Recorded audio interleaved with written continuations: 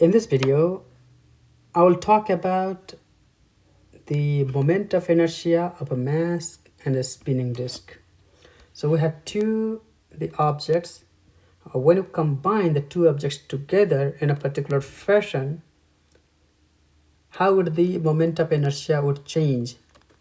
That's what we're going to calculate.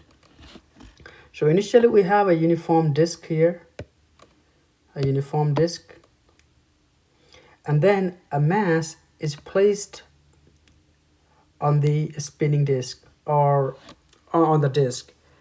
What would be the moment of inertia now? Would it increase or it would decrease?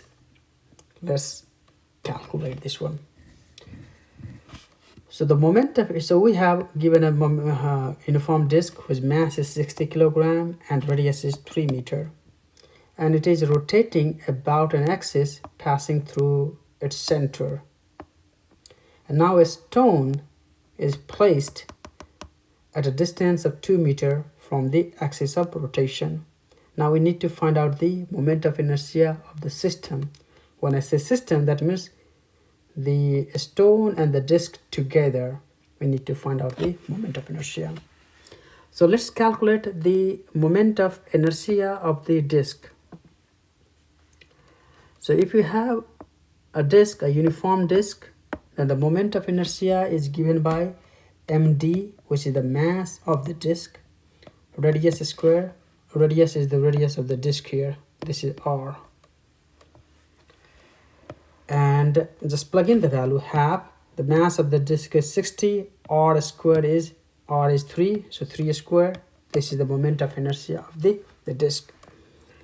Now we'll calculate the moment of inertia of the stone about this axis.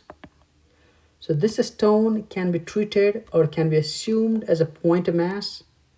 So all the masses here, we are in fact exactly at the same distance from 2 meter. That's the reason we're assuming this is a point mass. Okay, so the moment of inertia of this stone about this axis is given by mr square. Here ms stands for the mass of the stone, and this r is this distance r. So the mass of the stone is 5. This distance is 2 square, so 20.